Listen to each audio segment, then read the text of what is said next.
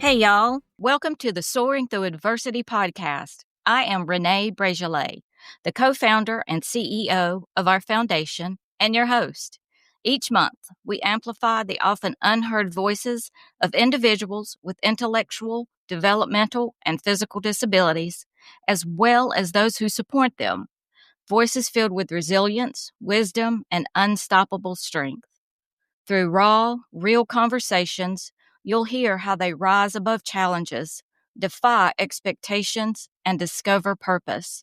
These are the stories of people living victoriously beyond limitations.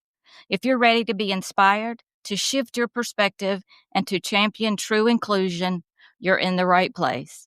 This isn't just a podcast, it's a movement. We are here to define what's possible one story at a time. Today, I am so blessed to have Arthur and Titus Lightbody. They are a father and son duo united by faith, storytelling, and a deep commitment to following Jesus. Arthur, now living in Waxhaw, North Carolina, spent more than 4 decades as a missionary and Bible translator with Wycliffe Bible Translators, serving across cultures and continents. His background includes social work, juvenile corrections, mental health, linguistics, and public relations. Arthur holds a BA in sociology and an MA in teaching and a theology studies, along with a graduate-level linguistics study and public relationships training. A lover of film, theater, art, and language, Arthur believes stories are one of God's most powerful ways to connect hearts and reveal purpose. Titus, he brings us his powerful voice to the story. Living with intellectual and developmental disabilities, he spends his days at Abound, a nonprofit that serves individuals with IDD and their families. Titus loves music, collecting vinyl records, meeting new people, and volunteering whenever he can. Above all, his life is rooted in faith, prayer, church, and a sincere desire to follow Jesus and pray for others. Together, Arthur and Titus embody a living testimony of generational faith, 2 storytellers, 2 journeys, and 1 story that God is still writing. So I want to welcome you guys today. Today's episode is called 2 Storytellers, 1 Faith, a father and son sharing the story God is still writing. Welcome. It's good to be here, Renee. It's good to be here, Renee. Good. I am so thankful to have you guys here. Well, let's start out with our first question. Arthur, you were born in another country, right? Yeah, I don't know. Do I look like it? Well, Lightbody is... There you go. Yeah. Actually, that's a Scottish name, but I was born in Canada. Really? Because my father went up to go to Bible school with my mother. My mother was a Canadian in Manitoba. So she went, actually, didn't stay at the Bible school area when I was born because she didn't know anybody there, and went home to Mama, and I went to Winnipeg and was born in Winnipeg, Manitoba, Canada. I have dual citizenship. You do? Mm-hmm. Well, that's not the only place you've lived, right? Yeah, I basically grew up in Minnesota. I had lived 4 years in Washington State, and then from age 6 through college, I was in Minnesota, and I worked there for a while. As you mentioned, social work type jobs for a while before God called me to Bible translation, and then things started to move away from Minnesota. So that's why I understand you lived in the Philippines. Is that why did God lead you in that direction because of the Bible translations? Yeah, there were needs in the Philippines for the minority people, for people that spoke languages that didn't have a Bible, to have it translated. So I met my wife, Kathleen, when we were training for the job, and they assigned us, and we agreed and went to the Philippines. Kathleen. Kathleen's your mom?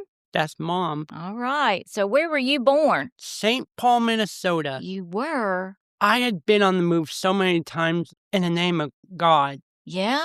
He's led me to North Carolina from California, and I've been everywhere. I've been around the continent since I was a baby. The continent. Tell me some of the other places. As a baby, I had lived in the Philippines. Wow. And Michael and Dina, this is for you. God bless you. Titus is talking about Michael and Dina McDowell that I did recently a podcast on that has started the Joyful Table Church. It was a magnificent podcast. I would encourage you to go back and find that one. And Titus is a strong member of that body of Christ, and it is a wonderful organization for people with IDD and physical disabilities to attend church with total inclusion. What's ITD?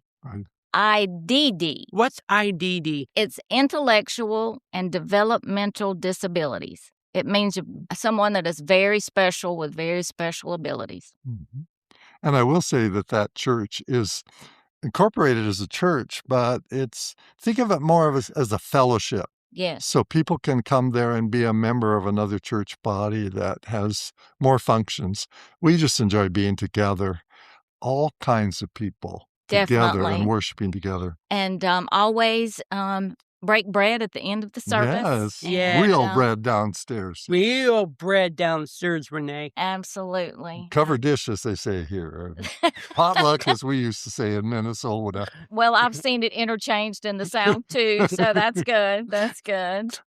Arthur, I saw where you have hiked through rainforests. Yeah, my first role, I was single when I went to the Philippines before going back to the U.S. and doing things in social work area and juvenile corrections, and then God grabbing me to make a career out of missions. But I had some linguistic training early on when I was single. And I went in what we would say really remote areas. And I always hate to say that because to the people that live there, it's not remote. They live there 24/7 and have their whole lives. But there was a lot of rainforest at that time still left in the Philippines in 1972. And I was trying to find through a system of investigation and linguistic analysis where best to place Bible translation projects.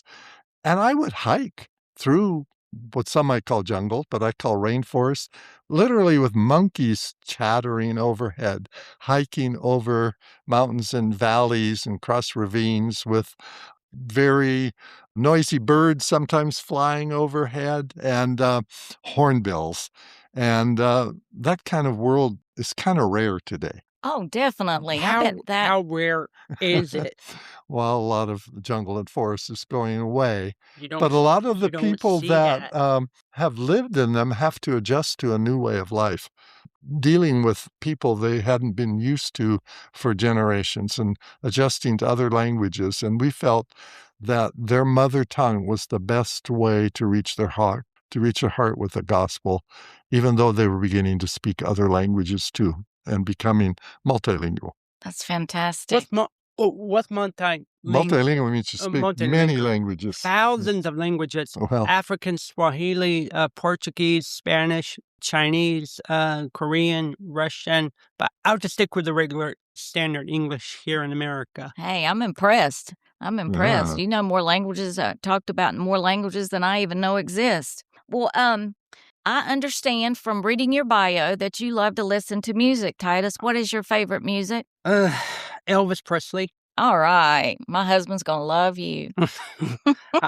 Yeah. What about the Beatles? I like the Beatles. So you like the older music? I like all kinds of music. Nat King Cole, Frank Sinatra, Sammy Davis Jr., Neil Diamond, and Paul Anka, Buddy Holly. Wow. And Michael W. Smith and Randy Stonehill and Keith Green and second chapter of Acts and Phil Keaggy. Yes, that is quite an array, but very eclectic music. I love that. So does that reflect the LPs that you collect? The records, yes. How many do you have? Oh, too many, Renee. Too many. I estimate around 800. 800, Dad says. My gosh. That's a lot of the old technology with the record player.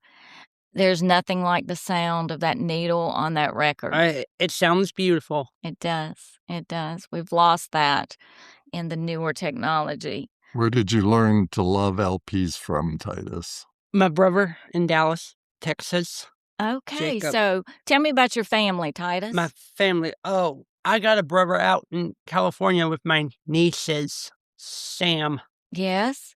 Mom was born out there in California. I go out there every once a month to go visit my cousins. Once a month, and once a year, maybe. Once a year, and I've had numerous birthdays out there, and I just had Thanksgiving with my brother Jacob in Dallas, Texas, with Jacob and Catherine in Dallas, Texas. Well, now, that leads me to a question. I saw a video on YouTube of you reading to your niece. Mr. Brown Can Move by Dr. Seuss. That's what I was going to ask you. I loved it. The animation you put into it was fabulous. And what I want to do is, if your dad will share the link with me whenever I post this podcast, which will be out March the 1st, I'll put the link in there so people can go in there and see it. Oh, okay. You can do that. Yeah, that'd be great. And your dad is all about acting and storytelling, but one of your favorite things is music. Yes. So how did you learn to play the harmonica? A special nonprofit at Circle of Friends at Forest Hill Church from 7 to 8:30 every 2 weeks on Thursday. Forest Hills Baptist Church? Yeah. It's Presbyterian. Presbyterian, but it's a fellowship that meets there and uses the church. In Charlotte. Oh, okay. Charlotte, so it's okay. North So they Carolina. use it. Okay. No. Okay. So it is in Charlotte. Yeah. Yes, Charlotte. Would you like to say anything more about it in case somebody else would like to come? That's where I started my harmonica solo. What do they do there? Maybe people would like to come to. Yeah. Come to Circle of Friends. Yes. Oh, and shut your phone off when it's devotion time. Yeah. So what do they do? Tell them, what do we do at Circle of Friends? Everybody does meet and greet at the church. Oh, okay. Music, worship music. We'll Bible talk after the music. Very good. Sounds like you enjoy it. But so do they teach music to other students? Yes. I had been called so many times up with the band. Yeah? I've been going to that program since 2003. That's a long time. You must really love it. Yes, I do. It must be a great group of people. Yeah, it's gotten a lot smaller. Has it? But more and more people have started coming. There are a lot of the group homes that come to that church on Thursday night on Park Road. Park Road, okay. And it is Forest Hills Presbyterian Church is the location, and it's called Circle of Friends. Yeah, and it's not far from the bowling alley that I used to go to on Saturdays with Mom with us special rollers. Yeah, so you like bowling too? Yes. You are like your dad. Arthur, you have... One thing that impresses me about you is that you don't stop learning. I call that a lifelong learner. So, I mean, I recently saw on Facebook a portrait that you did of a window with flowers. It was absolutely beautiful. One of the things that reminds me every time I speak to you is the storytelling in your voice, in what you portray. So one of the things that I saw on YouTube was a play acting that you did, drawing attention to discrimination, which was very enlightening to me. You and a gentleman sitting there just having a conversation, and it was very nice. I mean, it was a story that everybody needs to hear. So of all the different things that you do between film acting, your storytelling, your oil painting, what's your favorite method to tell the stories that you love? Well, every acting teacher that I've had in film says, be Arthur. You know, you're just living the story. You're the one, but do it as yourself. It might be somebody's story, but do it as yourself. So when you're speaking, it's not like memorizing something that you think's going to grab people, but just put your heart in and tell your story. I enjoy all of that because it's all story. Even a painting tells a story, and that's the kind of painting that I like. Adult learning, I just started the art classes up again a couple weeks ago in Charlotte. But the thing is, it's got to have some kind of meaning. You just want to share. Yes. And when you share it as yourself from your heart, then it's fun. It's fun for me. You just blessed me because, you know, we're part of Victory Advantage, which is a nonprofit that helps people with disabilities. And I'm speaking at something called Kingdom Collaboration tonight about Victory Advantage. And then later in March, I'm going to be telling my story for a group of ladies. And what you just said about it's not about memorization, it's about being who you are. I will not forget that. Thank you. The Soaring Through Adversity podcast is presented by Victory in Time. Victory in Time's mission is to help executives, leaders, and business owners excel in their faith, lives, and work. Through speaking engagements, one-on-one mentoring, and our mastermind groups, known as Victory Circles, Victory in Time wants to help you become the best leader you can be. Find out more at victoryintime.com. Also, don't forget to pick up your copy of the Soaring Through Adversity book, Life Lessons to Lead Triumph and Rise Above. All net proceeds from sales of the Soaring Through Adversity book benefit Victory Advantage. Let's see. So one of your favorite things, Titus, My favorite. I hear is you like to pray for people. I'm a good prayer. Yeah, I bet you are. Not everybody has that. No, they don't. Would you like to say a prayer now? Yeah, all of us. Okay. Do you want to pray for something? Thank you, Lord, for today, and thank you for what you have done for this world, and bless all the folks out, and bless the whole world out here in honor of Dr. King's birthday today. God bless you all. Stay safe in 2026. Amen. Amen. That was beautiful. Thank you for sharing that. So tell me about being double jointed. Ooh, double jointed. What does that mean? We're talking about what did you do at the autism camp? What you can't do as well now. Camp? But you did for your talent. Tell them about talent night. You did harmonica too, but one time you did a talent. He's showing us. I wish that this was videoed because he has his foot behind his head. Wow. I couldn't do that in a million years. You used to be able to do both of them at the same time. I can't do both. Hey, you know Getting what? old. Yeah, I'm old now. You're old. How old are you? I'm 41. Well, you don't look a day over 30. Thank you for that. Oh, the camp I had gone to was the Special Needs Society camp up in Western North Carolina in Blowing Rock. Yeah, it's autism camp. Autism camp, Western North Carolina, Black Mountain, hometown of Billy Graham. Well, that's terrific. Okay. We mentioned in your bio that you're a part of Abound. Tell us about that. Oh, my day program, everybody has one-on-one workers. Jeffrey Davis is the program executive director. He brings the coffee in every morning. He does. I have my first cup of coffee, and then I wait for my worker. And you're not really supposed to have your phone on at the program. Mm-hmm. So I also understand that you live in what term I've heard is AFL. Assisted Family Living. How is that? Tell us about it. It's going good. I have my own room. I do my laundry.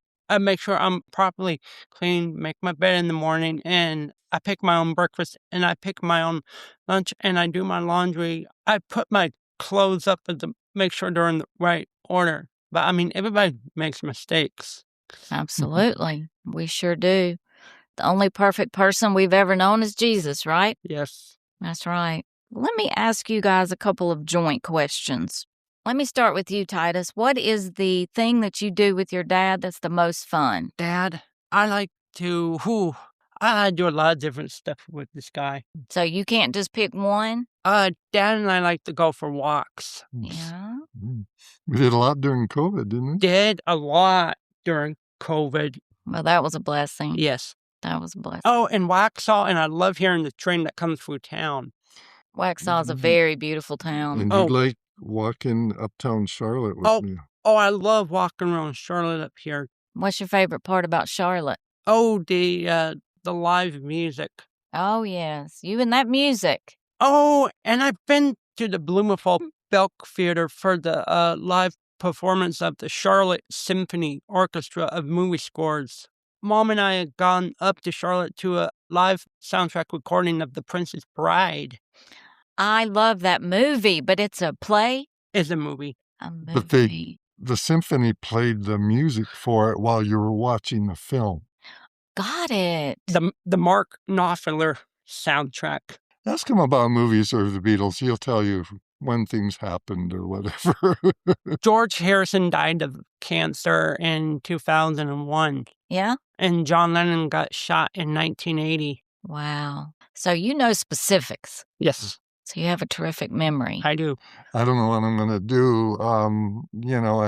If he's not around, I can't remember when someone's anniversary is or when their birthday is. Sometimes even the name of their child or something. Because I don't need to Google. I just ask Titus. Yeah. So we don't need to say, hey, Siri. We need to say, hey, Titus. Yeah. There you go. What was the Beatles' first hit? Love Me Do. See, I don't need to Google. 1962. Wow. What movies has Gregory Peck been in? To Kill a Mockingbird and Cape Fear. It goes on, so. Well, with a memory like yours, let me ask you a question. What does faith mean to you? Faith? If you want to come know the church, how you can be saved and share your testimony around the world. But you have to be careful about what you preach. Yeah? What do you mean by that? But churches in China are banned from carrying the Bible on the streets. That's sad, isn't it? It's depressing. It is. I think as Americans, sometimes we take the opportunity to worship openly for granted. And that's a good prayer, isn't it? For us to pray for people around the world that cannot worship openly. Read the Bible more and pray more. And as Jesus said, love your neighbors, love your enemies. Wow. That is an amazing statement. And it is so true. If someone's having a bad day, Titus, what would you say to them? God bless them. That's all they need, right? Yes. So I understand that you like to do volunteer work. Oh, volunteer work. I love it. Yeah? What do you like to do the most? I had volunteered one time in an animal shelter down here in Monroe. Yeah? I had used to clean up the dog cages, and I had many years had been at my old day program lifespan down here in Monroe on 601 out by Tyson Chicken Coop. Yeah? What do you do now with Abound? Any volunteer work? Little local coffee shop down the road and Sunflower Cafe and Community Cafe at Aaron's Church in Midland. And then where is Sunflower Cafe? It's in Charlotte. Very good. It might be Mint Hill, Lawyers Road, and okay, it is in Mint Hill. I thought I knew where that was. It's about 10 minutes from here. They have other things beside the coffee shop that we're going to find out more about later sometime as we get to know them better. Yeah. But you've helped serve coffee there, right? Yes. Yes, I have. Which is your favorite thing to do? The animals or serving coffee or what is it? Coffee. Coffee, yes. I would think that would be more fun. Ice cold coffee, like Starbucks. You do? You like iced coffee better than hot coffee? I like hot coffee. Yeah, me too. Do you have a certain flavor that you like? Oh, and the senior pastor, Pastor Alex Kennedy, the senior pastor at Carmel, Pastor Alex. He loves coffee. Does he? At church on Sunday morning for the free services. Free services at Carmel. Yeah. Where do you go to church? When I'm not with Mom and Dad, I go to a Galilee Baptist church with my guys, with JD and Tawana. Mm-hmm. So there's in your AFL, how many are with you in there? 3 people? Okay. And Wednesday night, 5. Free altogether. Yeah. Renee and Bible study on Wednesday night, but it's been doing this all week his Bible study online. And that's the church I go clean with the guys, with Tyler and Jason. Those are my guys. Oh, and I help take JD's mom's grandma's trash can. He's good with trash. Is he? I'm great with trash. Oh, yeah. You grab your trash if you're not looking. You grab your plate away from your dinner if he thinks you're done. And when you're done at the dinner table, are you done with that? No, I'm not done. No, I'm not done, Titus. So you better hang on to it. I was doing that a lot last night at Joyful Table with Michael and Dina. Were you? No. So, Arthur, I understand that Titus is like your Google, but tell me what he has taught your heart. Well, I need to slow down sometimes, but when the moment comes, you're thinking about all these things that is happening to someone, and then you're with Titus and says, can we pray? And stop and pray and just bring it to God and not go on. That person maybe wants prayer right now. He doesn't want. It's hard because we often say, oh, I'll pray for you. And then do we? It's much easier. Titus's method. Let's pray. That's right. Now or maybe never. Yeah. Our time is limited. That is fantastic. So thank you for praying for us earlier. And I really appreciate you guys coming here today and doing this podcast. Titus, is there anything you'd like to leave the listeners with? The listeners, Michael and Dina, God bless you for the next event at the church next Sunday. Stay strong, joyful table.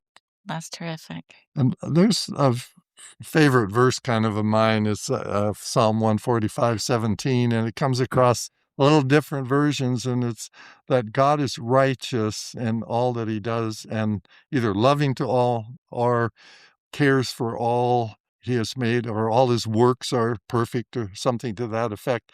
In other words, things don't seem right to us, but God is right. God is righteous in all he has done. And he is loving and caring in anything he's done as well. And he always has a plan for it. So sometimes you think, well, this is all messed up. This isn't right. Yeah. But God knows. Yes. He does know. He does. He has a plan. Yes. He is the one in charge. He is the one in charge. And he loves us like we cannot imagine. Yes. Well, we will close on that. Thank you guys very much. Thank you. Thank you. Thank you for joining us for the Soaring Through Adversity podcast. New episodes are released on the first of every month. To learn more about our mission and passion, visit thevictoryadvantage.org. That is THE, victoryadvantage.org. There you'll find ways to get involved as a volunteer, donate, or apply for funding that supports individuals with IDD or physical disabilities in Union County, North Carolina, and the greater Charlotte, North Carolina metro area. You will also find a podcast tab on our website where you can click on the link to our YouTube channel. And I hope while you're there, you will subscribe. Additionally, you can see links that take you directly to our podcast on Apple and Spotify. We are also active on all social media platforms. Thank you again for tuning in and for your incredible support. We couldn't have made this impact without you. And remember, faith first, not last, will lead to living victoriously beyond limitations. Until next time, keep soaring.